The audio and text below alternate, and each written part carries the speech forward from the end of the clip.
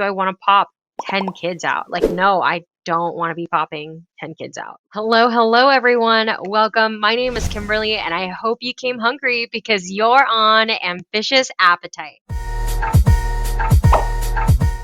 Today's topic is all about my thoughts on having kids. Let's kind of answer the question like, why am I even thinking about kids? So, the reason why I'm thinking about kids is because I don't know. I think like I don't know why. I've just been thinking about kids. Maybe it's because I've been seeing a little bit more kids on my TikTok or my YouTube.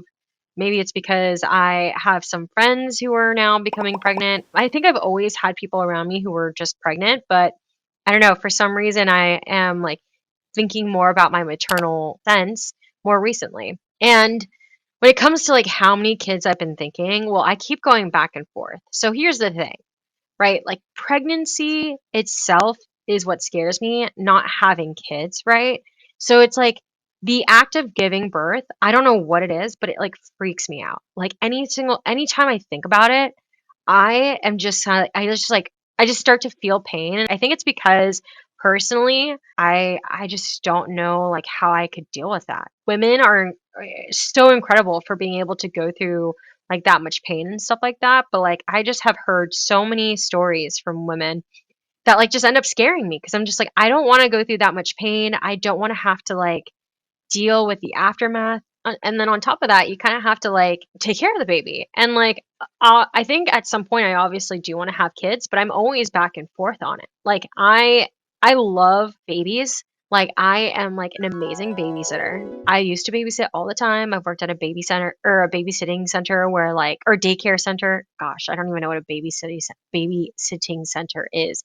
But I used to work at a daycare center as like a summertime job.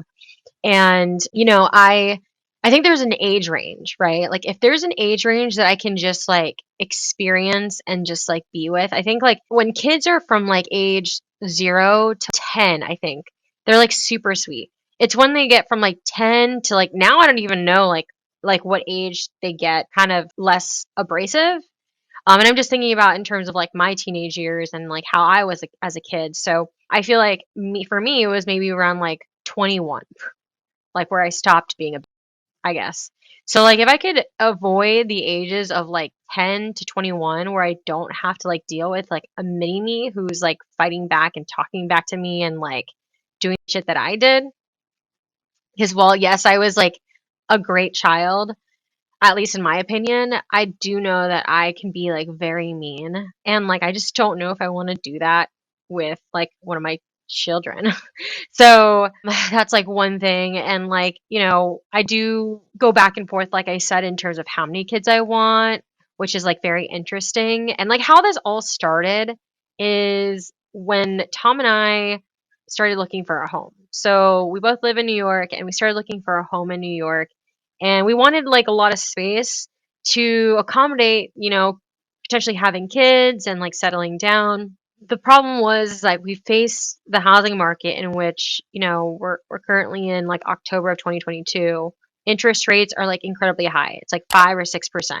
And now we're also dealing with, or before a couple months ago, I was dealing with the fact that like all the inventory in New York for the type of home I was looking for was pretty low, and the price point wasn't really there. And I think like we're probably starting to see now that it's going to be a little bit more of a buyer's market versus like a seller's market. But a couple months ago, it was like definitely a seller's market because I think like, no one was even considering living in New York, in upstate New York. But since the pandemic, a lot of people who are working remote and or work from home, have considered like living in a home. And so, it's super smart of them to have considered that when they did and getting like a pretty good deal. And so I was hoping, I can like get this house. And Tom was on board with it too. He was a little bit wary of the market, but I was like, no, we got this. We can really make sure that we're doing our due diligence. Come last month where, I had like taken 3 months to like really look for homes that I thought were like top tier for our budget, for what we were looking for. It hit like a lot of checks and all of them got offers and they were accepted. And then that was like the moment. I remember it was like a Sunday morning. We had like an appointment with our real estate agent with like a ton of homes, and I just was like, sorry, we got to cancel. And it was because I just had made the decision like, you know what, it's not worth getting so stressed out about this and then trying to rush the process when I feel like, things are kind of like escalated to the point where I don't want to make the wrong decision for myself, and I want to make sure that we're doing our due diligence. So then that's what inspired our whole adventure time together, where, we'll be staying at his mom's place, and we'll be kind of just exploring and just traveling and working remote. And so, I think that kind of like inspired us to like really think about like, okay, maybe we do this for a year, maybe 2 years, and then like after that we can think about having kids. So, kids are definitely in the picture at some point, but I also want to keep my options open. If I don't want to have kids, like I want that to be an option for me as well. I think I go back and forth. Like I know we've said it already, but pregnancy seriously scares me, and I've cried before when I've talked about it. And it's just like I adore all the women that have given birth and like are amazing mothers, because that's like one of the things that I want to do is like be an amazing mother, be an amazing working mother. Like the show Working Moms is like, so first off, it's just like a very comedic show. So like if you haven't seen it, you should go see it. I think it's just so great to see like working moms be able to manage their to be able to balance and like manage their life. Like I just find that so interesting, and it's like they're capable of doing so much. So it's always so inspiring for me. And like, I think for me, the way I want to think about it is like I'd love to just have a family that is we have like a big family. I grew up Filipino, and like Filipinos are known to have big families, and like my mom is the youngest of like 10, and I have always wanted to have a big family.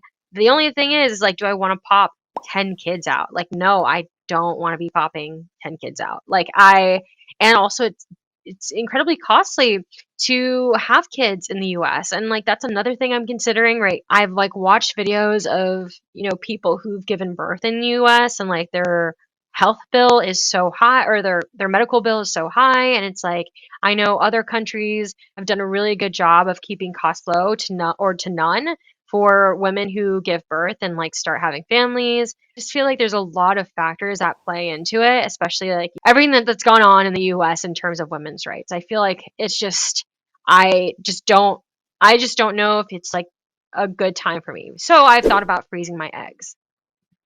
Maybe that's a good podcast to talk about, is like the process of freezing eggs. I literally just saw like one TikTok of some woman who was talking about how she's considering freezing her eggs, and like she found like a spot in London that does it for half the cost, or like a fraction of the cost than it would cost in the US. And so I'm thinking like I should definitely go the route of freezing my eggs, because I do feel like that's something that's really important to me, and I want to make sure that I'm giving myself the opportunity to kind of grow my career and to build like businesses, to be able to have multiple streams of income that's like steady and stable, or I can just keep like improving off of that, just so that way, when we are ready to have a family, we feel good about like what we're doing.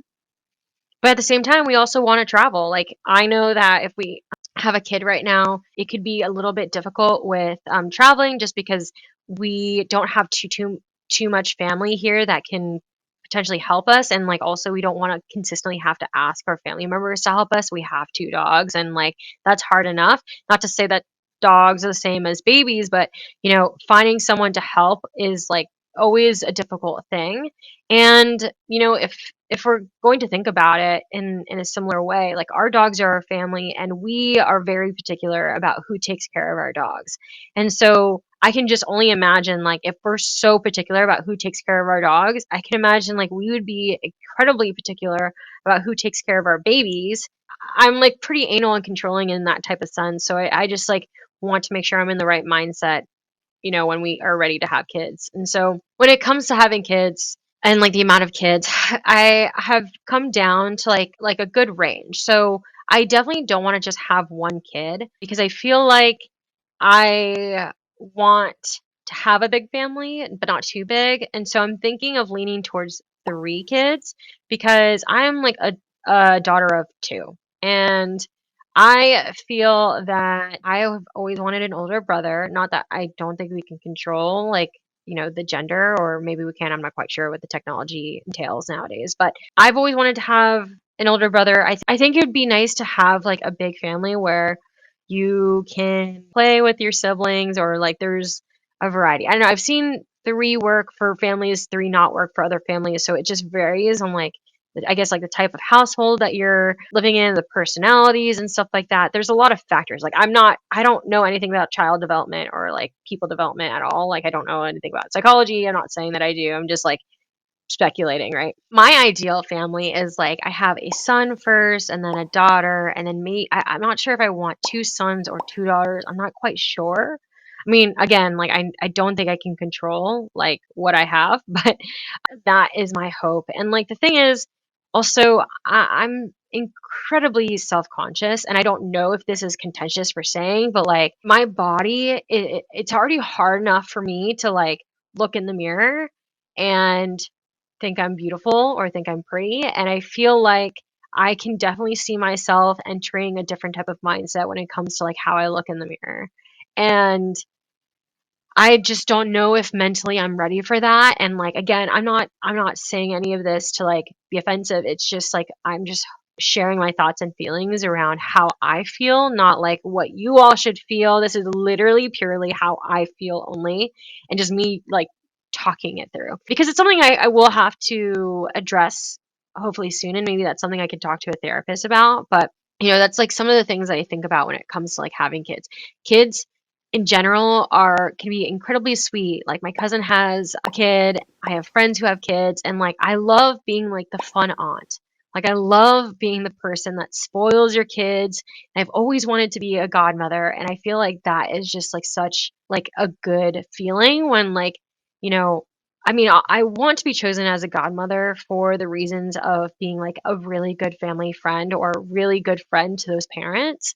Like that's how I want to be chosen. I don't want to be chosen because like, oh, we know Kimberly is going to spoil our kids. So we want like a godmother who's going to spoil our kids. Like I want to be chosen because I can be trusted and I can be like that person that can be there for the parents when they need anything. Like I feel like being a godmother is an extension of the friendships that I have with people or the relationships that I have with people and it extending to their kids. I don't know why I'm getting so emotional about this. This is so interesting. I'm learning so much about myself. But, I thought I would just like come on here on my podcast, which literally is a bit chaotic because I literally come up with topics on the spot, which I'm trying to be better at. So I do appreciate those that listen anyways, because I'm sure you're like, what is happening? I'm trying to get better at doing that. So hopefully you enjoyed this podcast. Maybe it kind of like relates to you, or maybe you're kind of similar. If you have any thoughts or experiences that you would love to share with me, I would really truly love that, just because I don't know if anyone's going through this. I would love to just hear other people's stories and experiences. So thank you all so much for listening, and I hope you have a wonderful rest of your day, and hopefully I will see you in the next episode of Ambitious Appetite. Bye.